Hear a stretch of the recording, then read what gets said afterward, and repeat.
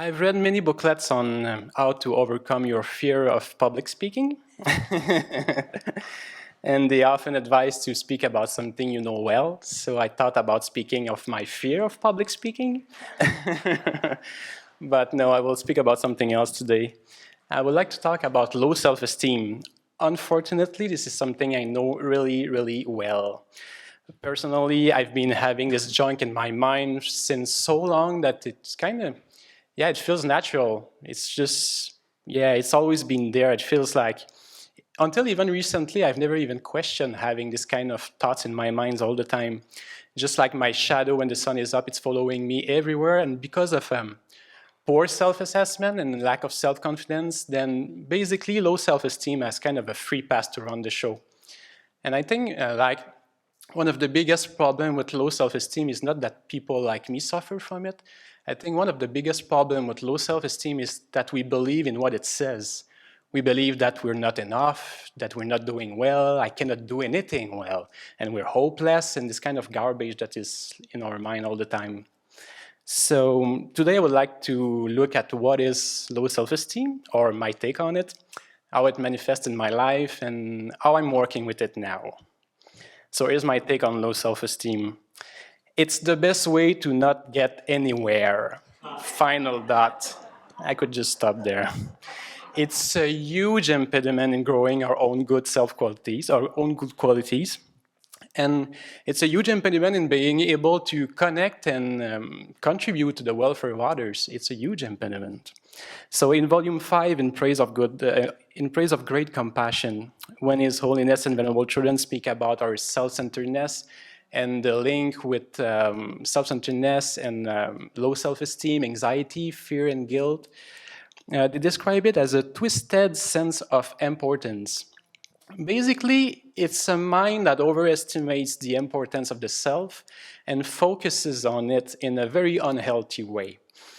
So, in fact, low self-esteem can get to a point where it puts any growth to a complete stop.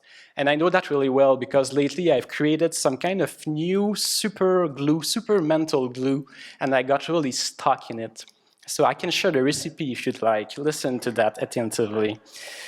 You put a brimming cup of low self-esteem to which you add a scoop of fear of rejection. Sprinkle a generous handful of discouragement on top of it. You throw in a pinch of attachment to reputation, and you mix the whole thing while ruminating on old stories where you were the victim of the most terrible injustices that have ever happened on this earth since beginningless time. I can assure you that this makes the strongest glue ever. I've also spent some time looking at fear of rejection, and this is quite an interesting mind when you manage to have enough distance from it and not get sucked into your own stories. It's basically a mind that, like, having had some bad experiences, just focuses on it and becomes completely oblivious of any other good experiences and meaningful encounters and nice things that happen in your life. You're just completely stuck on some particular moment of your life. And personally, fear of rejection makes me terrified of people because I feel they have the power to make me feel worthy or unworthy. They have the power to reject me, and that is terrifying. And it took me the longest time to realize, and it's very recently that I realized that I'm the one who gives power to people to make me feel worthy or unworthy. But we'll get to that later. So low self-esteem and all this junk revolving around it, what I call my super glue that keeps me stuck. They're manifesting in many different ways in my life. One of the ways they manifest is they're part of a chain of reaction that often leads to anger. So anger being kind of my desperate attempt to gain control over a situation when I feel that someone is criticizing me or is disliking me. And if I don't go towards anger, sometimes what I do is I would take some critics that I receive and I would take it very personally. I will believe in it, I will exaggerate it, and then I would throw myself a big pity party, just justifying my poor view of myself. And to be frank, I don't even need another person sometimes. Sometimes I just give up on myself from the get-go. I dig myself a hole, I crawl in it, and then I sulk. And I'm really good at doing that. Yeah, and this one is a very interesting one. It's kind of a silly defense mechanism where I kind of reject myself before someone could do it. This way, you cannot reject me. I have already rejected myself. I'm already feeling bad, and yeah, that's quite a funny, silly defense mechanism. Low self-esteem is also responsible for the tone with which I talk to myself. And I've never, ever in my life heard anyone speaking to another person as harshly as I speak to myself. And then it creates this big negative bias of always noticing where I fail and never seeing what I do well or where I have improved. It also influences, of course, the way I interact with people. So in being a people pleaser. So basically, because I'm looking externally for approval, I want people to tell me that I'm good, I'm doing well, and they like me. I just say yes to everything and everyone all the time. And what is the result of that? Then I get exhausted, I get overwhelmed, and I get discouraged, and yeah, I get resentful. And more related to the Dharma, low self-esteem also makes it difficult for me to generate regret without falling into guilt and shame when we engage in purification practices. It also makes it difficult for me to believe that other beings are genuinely looking at me with compassion and full acceptance. I'm still having a lot of resistance with this.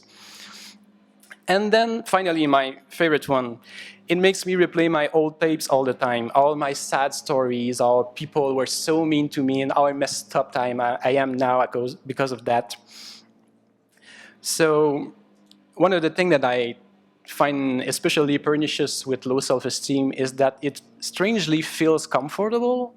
It's something I'm so used to that I feel a lot of familiarity, security, and predictability with it. It's almost like I'm feeling whatever happens, it's never too late to give up. I can just crawl back into my hole and sulk. So very, very strange.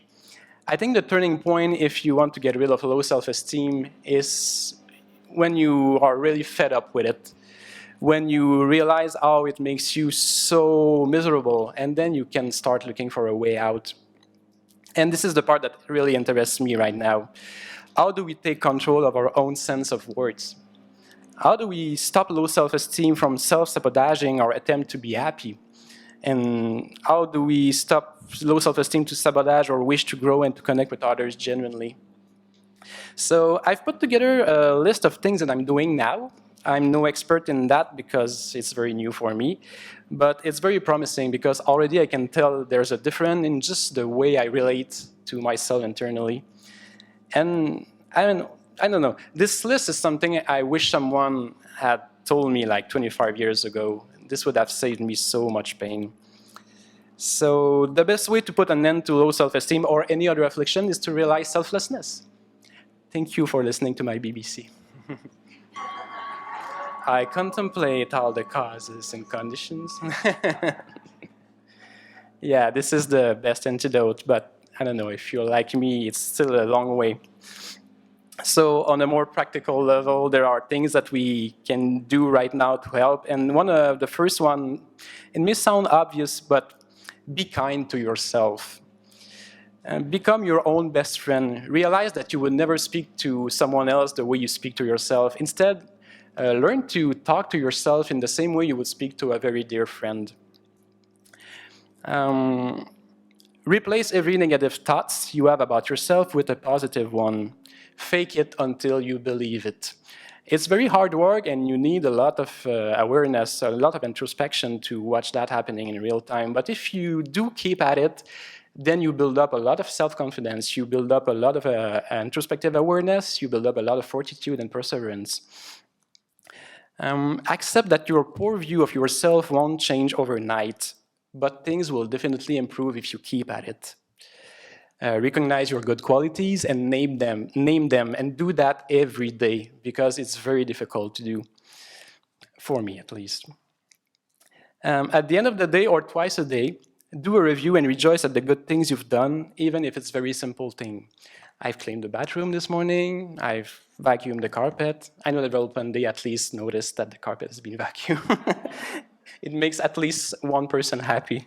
I've not yelled at anyone so far, so things are going good.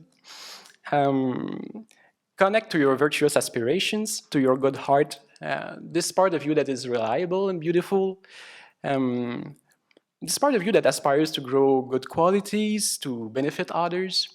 And when I'm really down and I'm feeling that I'm sinking, this is really my life jacket.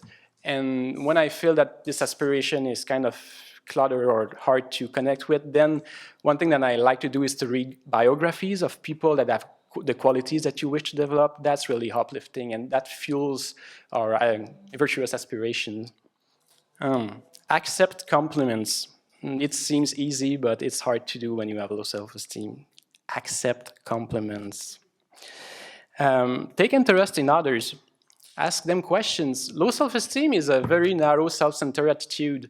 So taking interest in others is kind of like lifting up your gaze from your own belly button and feeling that the world is wide and spacious again and interesting. So that's a good way to get out of the self-centered attitude. Learn to say no.